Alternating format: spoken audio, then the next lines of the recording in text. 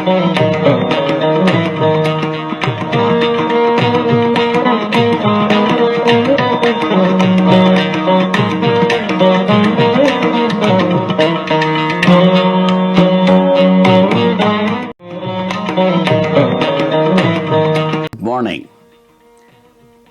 to all my brothers and sister counsels with whom I am sharing my banking experience as well as the knowledge which I have gained in exclusively practicing in debt recovery tribunal and debt recovery appellate tribunal in respect of banking matters. That too, I am fighting the cases on behalf of borrowers who are aggrieved by the measures initiated by the banks and financial institutions under the pretext of recovering public money by violating all the provisions of the law. In order to save the properties of the genuine borrowers, I am sharing this knowledge.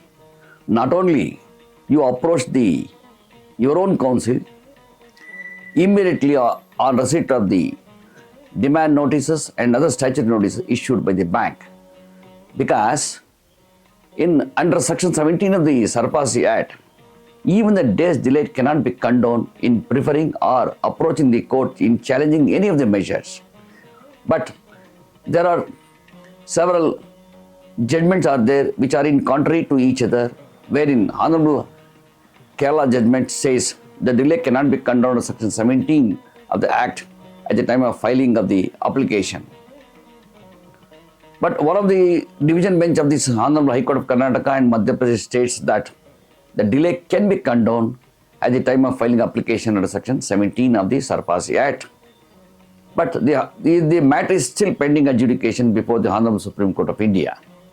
So both when the DRT and DRAT cannot condone the delay under section 17 of the Act, my question is, before even the judicial authorities or the person who has amended this sarfarsi Act, stating that if he fails to approve within 45 days, what will happen to the borrowers? You mean to say that all doors are closed to him? Can he not agitate the violations committed by the bank under section 13.2 or 13.4? It does not mean that there is a delay of 15 days or 10 days or whatever it may be. Even 1 day delay cannot be condoned means where he has to go. The writ jurisdiction, which is the constitutional authorities, can look into this aspect. But it is surprise to note that delay can be condoned under RDB Act. Recovery debts due to banks and financial institutions Act earlier, it was got amended to Recovery Debts and Bankruptcy Act.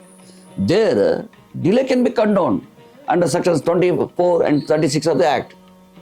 When you say the sarfarsi Act and the RDB Act are complementary to each other, and this sarfarsi Act is amended notwithstanding anything contrary to the other law prevailing in this country, when such being the case, when you borrow sections and provisions to entertain the other application under section 22(2)(h) of the RDB Act, and also invoking the 151 the Civil Procedure Code also, then why this discrepancy? Delay cannot be condoned. This is original application. The original application, the original suit also is the original suit. This is also original application. This measure is initiated by the chief manager under sarfarsi Act.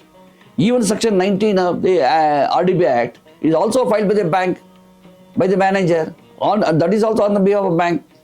So in RDB Act, application is filed before the DRT. That is also application. There, if there is a delay, the delay will be condoned under RDB Act. Why the delay cannot be condoned under sarfarsi Act? When you say they are complementary to each other, there are two phases of the one kind, then why one phase only is been given as a delay can be condoned and the other phase? This I am surprised to understand. So the one division bench says delay can be condoned, another division bench says delay cannot be condoned. So with this aspect has to be looked into by the various Honorable High Courts and even including Honorable Supreme Court of India. Suppose if I failed, if my application under Section 5 of the Limitation Act is dismissed, then if I prepare an appeal before the DRT under Section 18 of the sarfarsi Act, the DRT will not entertain the application unless you pay the pre-deposit condition. 50% or can be reduced to 25%. Assuming for a while, even if I comply the 25%, 50%, whatever the pre-deposit conditions which is imposed by the DRAT. But whether the DRT has got the power to condone the delay in entertaining my application which is filed under section 17 before DRT, which is dismissed because on the ground that the 5 the under Limitation Act does not applicable, under 5 the Limitation Act you cannot condone the delay, then where he has to go the borrower? Where he has to seek the justice? That is my question of law. One division bench says delay can be condoned, another division bench says delay cannot be condoned. Supreme Court is still adjudicating the matter. This aspect has to be looked into by the persons who has amended this act. There should be some justification has to be made in this act. Amendment has to be carried out. For example, morthagae chemicals is there, which got it amended from 2004 because imposing condition of 75% in preferring appeal is arbitrary, is a burden to the borrower who is approaching the court for this justice. To get this justice, if the imposing a condition, if again is burdened with saddled with another liability, can he going to get the justice? That is my question. And further, even at the time of conducting the auction, the bank should follow some procedure strictly in adherence to the act only. Suppose any violations committed by the bank, you cannot say the moment the auction sale notice is issued, you have lost your right. You cannot challenge, you cannot adjudicate unless it is proved some fraud is played or some invaluation, undervalued the property. Then only the court will interfere. So these are the lacunas where the borrower should be very careful. My humble submission is, you please go through the act, the bare acts, consult your advocates and approach the DRT well within a period of 45 days in order to avoid the abuse of process of law, or you may miss the bus. Before concluding this one, I once again take this opportunity to wish all my brothers and sisters councils a happy and celebrate the Republic Day, where the celebrating of the Republic Day in India is nothing but upholding, the recognizing the cultural diversification and our military strength. In this case also I am making a submission, borrowers should get unite together. I am upholding the powers of the borrower, the customers of the bank, because without customers bank will not run.